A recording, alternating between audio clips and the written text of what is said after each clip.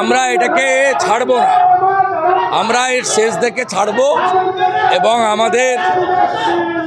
আমরা হসপিটালে গিয়েও রিসেন্টলি ছোট্ট এমএলএদের টিম নিয়ে গিয়ে হসপিটালেও সব স্টাফদের সঙ্গে কথা বলার চেষ্টা করব।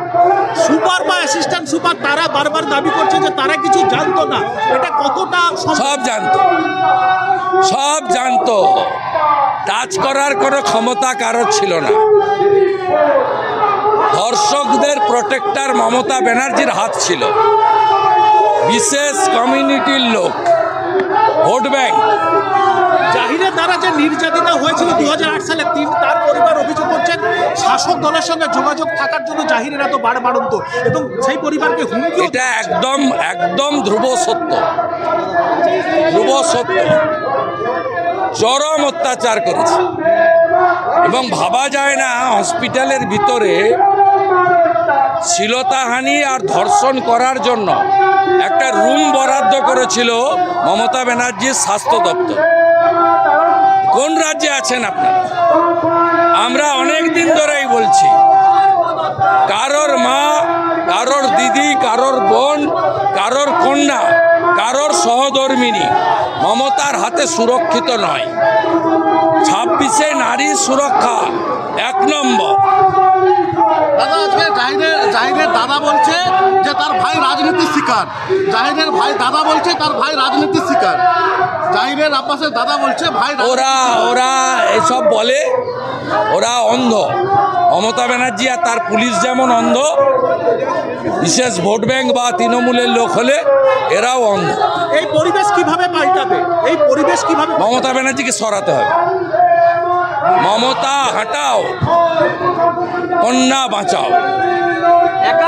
একাধিক মমতাকে না বাংলা থেকে হটালে এর তালিকা লম্বা থেকে লম্বা হবে। কোনোদিন এটা বন্ধ হবে।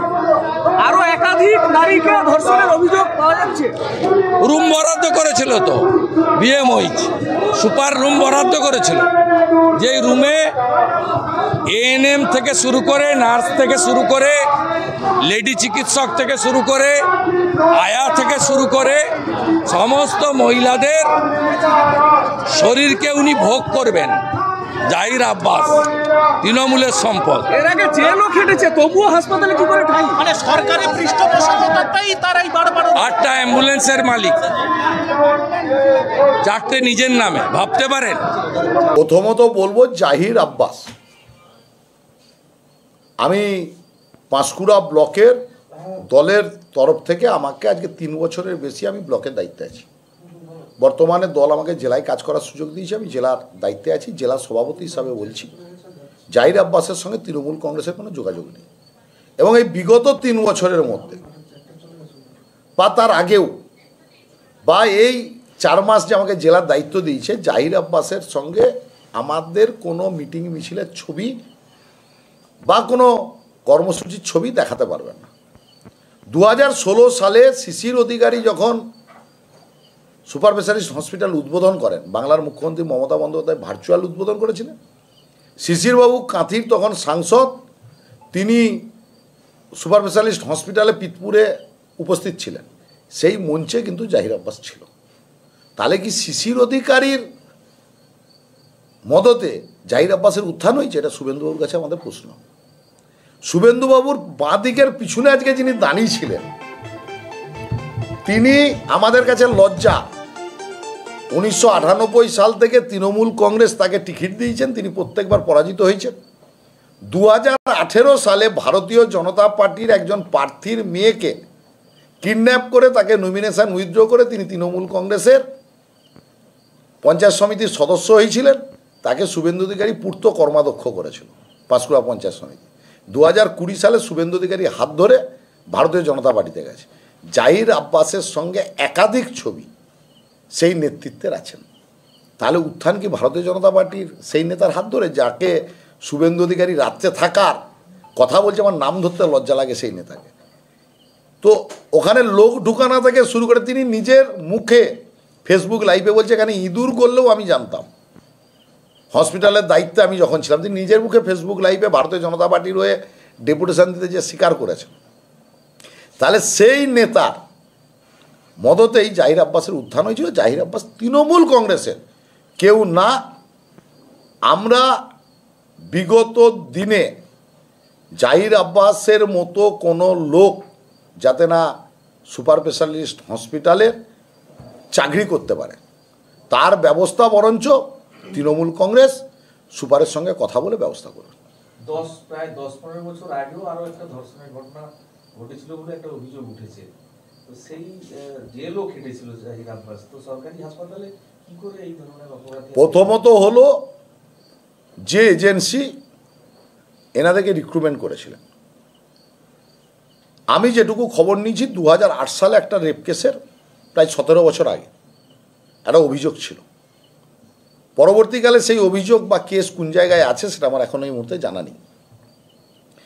একটি আউটসোর্সিং কোম্পানি তার ফেসিলিটি ম্যানেজার হিসাবে রেখেছিল এবং সেটা সদ্য দায়িত্ব পেয়েছিলেন এবং তারই আন্ডারে আজকের এই যারা ওখানে চাকরি করেন তারা তার আন্ডারেই চাকরি করেন, ওই কোম্পানির আন্ডারে। তো সেই কোম্পানির আন্ডারে যে ঘটনা ঘটিছে জাহির আব্বাস, তার তৃণমূল কংগ্রেস তীব্র নিন্দা করে এবং তৃণমূল কংগ্রেসের তরফ থেকে দৃষ্টান্তমূলক শাস্তির দাবি করা হয়েছে সবার প্রথম। তো সেই তাকে সামনে রেখে আমাদের যখন একত্রিতভাবে আমাদের জাহির আব্বাসের শাস্তির দাবি করা উচিত পাঁশকুড়ার মানুষের, তখন ভারতীয় জনতা পার্টির নেতারা, বিরোধী দলনেতা শুভেন্দু অধিকারী এসে পাঁশকুড়ার বুকে রাজনীতি করছেন, উন্মাদের মতো বুকে যাচ্ছে। তৃণমূল কংগ্রেসের সঙ্গে জাহির আব্বাসের কোনো যোগাযোগ নেই। বিগত দিনে আমরা দেখেছি আরজিকর কাণ্ডের সময় আমাদের প্রাক্তন মন্ত্রী তমলুকের বিধায়ক ডক্টর সোমেন মহাপাত্রের ছেলে বোধিসত্ত্ব মহাপাত্রের অন্য জেলার অনিরুদ্ধ মহাপাত্রের ছবিকে দেখে বোধিসত্ত্ব মহাপাত্র হিসাবে দাবি করা হয়েছিল। বিগত দিনেও দেখলাম ভারতীয় জনতা পার্টির নেতারা তারা বোধিসত্ত্ব মহাপাত্রের দিকে আঙুল তুলছে। তো তাদের লক্ষ্য হচ্ছে তৃণমূল কংগ্রেসকে অপদস্থ করা। তারা কিন্তু যারা ধর্ষণ হয়েছেন, যারা শারীরিকভাবে নিগ্রহ হয়েছে বা ওখানে যে সমস্ত কর্মচারীদের উপরে মানসিক অত্যাচার করছে বলে অভিযোগ আছে, তার কিন্তু বিচারের কথা একবারও বলছেন না। তার বিচার চাইতে হলে অপরাজিতা বিল রাষ্ট্রপতির কাছ থেকে আগে সই করাতে হবে, যেটা শুভেন্দু অধিকারী অপরাজিতা বিলের ভারতীয় জনতা পার্টি বিরোধিতা করছে। শুভেন্দু অধিকারী সেই বিলে বিরোধিতা করছেন। তো শুভেন্দু অধিকারী যদি বিচার চান আগে অপরাজিতা বিলের সই করানোর ব্যবস্থা করুন। রাষ্ট্রপতি যাতে অপরাজিতা বিল সই করে তার ব্যবস্থা শুভেন্দু অধিকারী করুন। শুভেন্দু অধিকারী বিজেপি তাদের যে আজকে কর্মসূচি হলো, আপনাদেরকে যথেষ্ট কটূক্তি করলেন মঞ্চ থেকে, পাল্টা কি কিছু কর্মসূচি রাখছেন?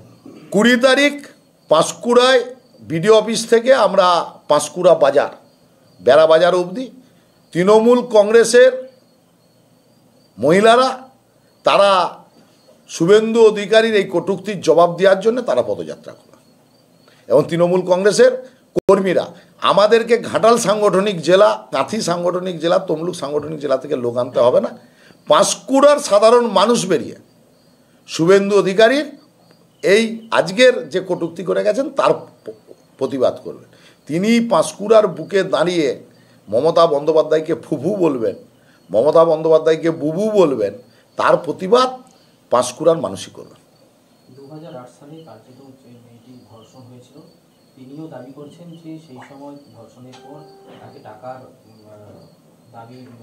টাকা দেওয়া হয়েছিল কেসটা তুলে নেওয়ার জন্য। তারপরেও দেখা গেল রাজ্যের বিরোধী দলনেতা তিনিও দাবি করলেন যে তৃণমূল নেতাদের মধ্যেই এরকমভাবে এই জহির আব্বাসের বাড়বাড়ন্ত। আমি তো বললাম শুভেন্দু অধিকারীর পিছনে যিনি দাঁড়িয়েছিলেন তার বাড়বাড়ন্তেই জাহির আব্বাসের উত্থান হয়েছে। তিনি তো আজ ভারতীয় জনতা পার্টি করছেন, কি পদে আছেন ভারতীয় জনতা পার্টি। শিশিরবাবুর পিছনে ছবি ছিল ওই হসপিটাল উদ্বোধন করতে এসে, তাহলে শিশিরবাবুর বাড়বাড়ন্তে জাহির আব্বাসের উত্থান হয়েছে। কিন্তু জাহির আব্বাসের শাস্তির দাবি তৃণমূল কংগ্রেস সবার প্রথম করছে, আজও করছে, আগামী দিনেও করবে।